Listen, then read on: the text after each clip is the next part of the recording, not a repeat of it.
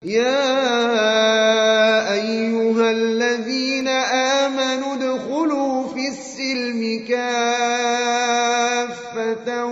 ولا تتبعوا خطوات الشيطان إنه لكم عدو مبين. Maka kewajiban untuk mengikuti pemahaman generasi terdahulu dalam beragama itu di dalam semua aspek agama, dalam aspek akidah, dalam aspek fikih, dalam aspek amalan ibadah, dalam aspek adab dan akhlak, semuanya harus mengikuti pemahaman generasi terdahulu, para sahabat tabi'in dan tabi'in.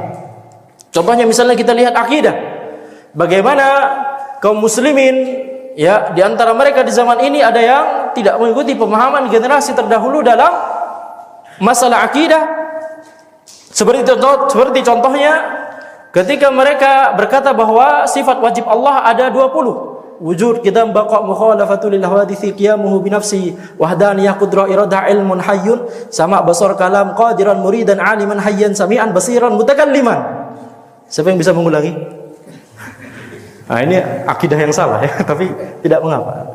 Siapa tahu ada yang hafal sejak kecil seperti ana hafal sejak kecil ya. Dites dulu di madrasah. Ya. Maka ini sifat wajib 20 biasanya sering dikumandangkan di speaker-speaker, wujud kita mukhalafatu lil hawadithi, qiyamuhu bi nafsihi. Baru setelah dilakukan baru harus hafal ya.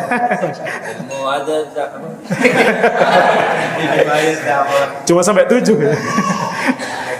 Maka akidah ini berasal dari mana? Ini kita harus kritis. Ya. Kita harus kritis. Akidah ini tidak dikenal di zaman sahabat, tidak dikenal di zaman tabi'in, tidak dikenal di zaman tabi'in, baru dikenal di zaman Abul Hasan Al-Asy'ari rahimahullah. Abul Hasan Al-Asy'ari pada awalnya beliau belajar kepada Mu'tazilah. Ya, sekelompok orang yang memahami Quran dan Sunnah dengan akal. Akhirnya beliau ya menteorikan bahwa sifat wajib Allah ada 7. Kemudian berkembang menjadi 20 sebagaimana yang kita kenal. Akan tetapi setelah itu beliau taubat. Abul Hasan Al-Asy'ari rahimahullah, beliau taubat dari akidah tersebut. Beliau berkata di dalam kitabnya Maqalatul Islamin, beliau menjelaskan di dalam kitabnya Al-Ibanah ya, bahwa semua yang beliau tulis sebelumnya itu adalah salah. Beliau kembali kepada akidahnya para sahabat tabi'in dan tabi'in. Disebutkan di tafsir Ibnu Katsir oleh Ibnu Katsir sendiri bahwa Abul Hasan Al-Asy'ari bertaubat dari akidahnya. Maka ketika kita melihat ini ya, kita mengetahui asal mula dari setiap ajaran-ajaran yang kita yakini, bisa jadi yakini sebelumnya, kita mengetahui asalnya dari mana. Itu bukan dari akidahnya para sahabat tabi'in dan tabi'in, tetapi dari Abul Hasan Al-Asy'ari, dan Abul Hasan Al-Asy'ari sudah bertaubat setelahnya. Maka tidak boleh kita untuk meyakini hal tersebut. Ya, keyakinan yang benar tentang sifat Allah adalah apapun yang Allah tetapkan di Al-Quran dan Al-Hadis melalui lisan Nabi Muhammad SAW, kita yakini. Apapun yang Allah nafikan di dalam Quran dan Hadis, maka kita ingkari. Maka ya, ketika Allah Subhanahu wa taala berfirman di dalam Al-Quran, yadullahi fawqa aydihim, tangan Allah di atas tangan-tangan mereka, orang-orang kafir, orang-orang Yahudi. Maka ketika kita membaca ayat tersebut, kita mengetahui bahwa Allah memiliki sifat tangan dengan ya, sifat tangan yang sesuai dengan keagungan Allah, tidak seperti tangan makhluk, tidak seperti tangan manusia. Sebagaimana kata kaki, manusia punya kaki, meja punya kaki, tapi kakinya berbeda. Maka bagaimana pula dengan antara tangan Allah dengan tangan makhluk? Tentunya berbeda, tidak bisa kita bayangkan. Laisa kamitslihi syai'. Tidak ada yang serupa dengan Allah. Akan tetapi orang-orang yang meyakini dengan sifat 20 tadi, wujud, qidam, baqa, mereka berkata ketika sampai di mukhalafatuhu lil hawadithi, Maknanya adalah bahwa Allah berbeda dengan makhluknya. Mereka berkata, ketika menjumpai ayat Al-Quran, yadullahi fawqa aydihim, bahwa Allah memiliki sifat tangan, mereka berkata, tapi kan Allah berbeda dengan makhluknya. Nanti kalau kita sifati Allah bahwa Allah punya tangan, nanti sama dengan makhluknya. Ya sudah, kita ingkari sifat tangan. Mereka akhirnya mengingkari Al-Quran gara-gara mukhalafatul lil hawadithi.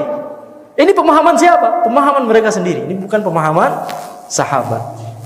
Ini bahaya dari meyakini sifat 20 ini. Kalau dipelajari, kalau dibaca kitab-kitab mereka, mereka mengatakan ini. Kayak kalau cuma dilakukan ya nggak ada kayak begitu ya. Kalau cuma dilakukan.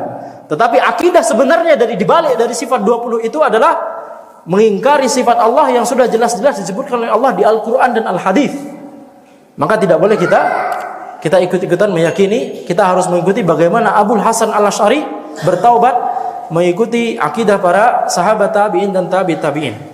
Kemudian di antara contoh lainnya, bagaimana keyakinan yang menyelisihi pemahaman generasi terdahulu dalam beragama adalah meyakini bahwa agama ini bertingkat-tingkat, ada syariat, ada ma'rifat, ada hakikat. Kalau orang awam masih syariat, masih sholat, masih puasa, ini syariat. Kalau sudah jadi ulama, jadi wali, maka naik tingkat jadi ma'rifat, jadi hakikat. Sehingga ketika walinya, yang disebut walinya itu minum khamr, itu dikatakan antum gak paham, ini sudah level hakikat, bukan level syariat lagi. Jangan dilihat ini khamr, ini bagi dia susu. Tapi karena antum levelnya masih syariat, masih kelas bawah, ya, maka melihatnya khamr. Ya. Ini adalah kekufuran, ya jamaah, kekufuran.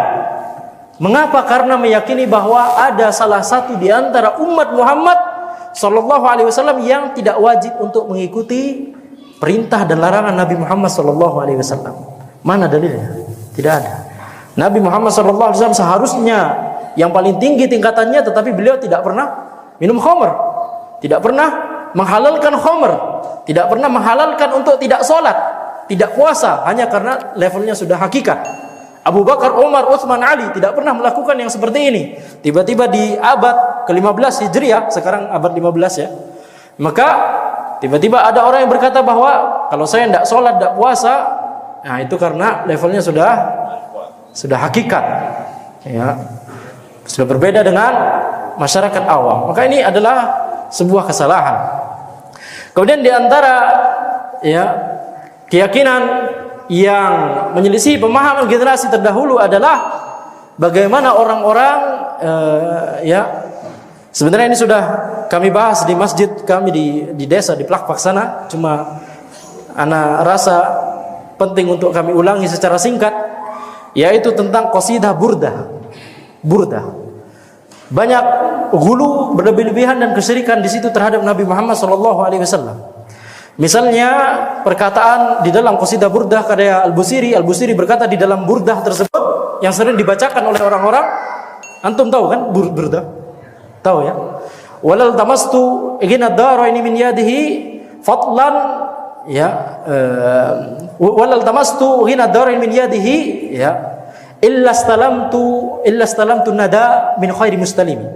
Walal tamastu igina daraini min yadihi illa stalamtu nada min khairi mustalimi. Tidaklah aku meminta kenikmatan dunia dan akhirat dari tangan Nabi Muhammad SAW kecuali aku akan diberikan kemurahan oleh Zat yang Maha Memberi, yaitu Allah. Bagaimana dia meminta rezeki kepada tangan Nabi Muhammad SAW, kepada Nabi?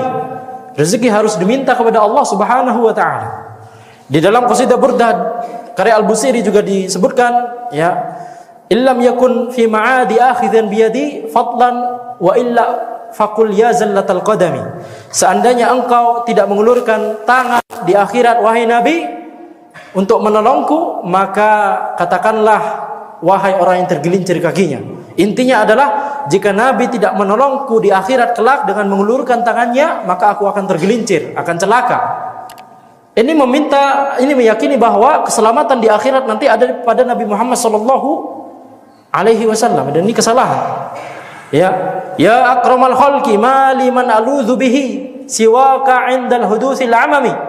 wahai makhluk yang paling mulia, maliman aludzu bihi, tidak ada orang tempat perlindungan bagiku selain engkau ketika huru-hara kiamat menimpa seluruh manusia. Ya, maka ini meminta tolong kepada Nabi Muhammad SAW, padahal seharusnya yang bisa memberikan pertolongan di akhirat, di hari kiamat adalah Allah Subhanahu wa taala.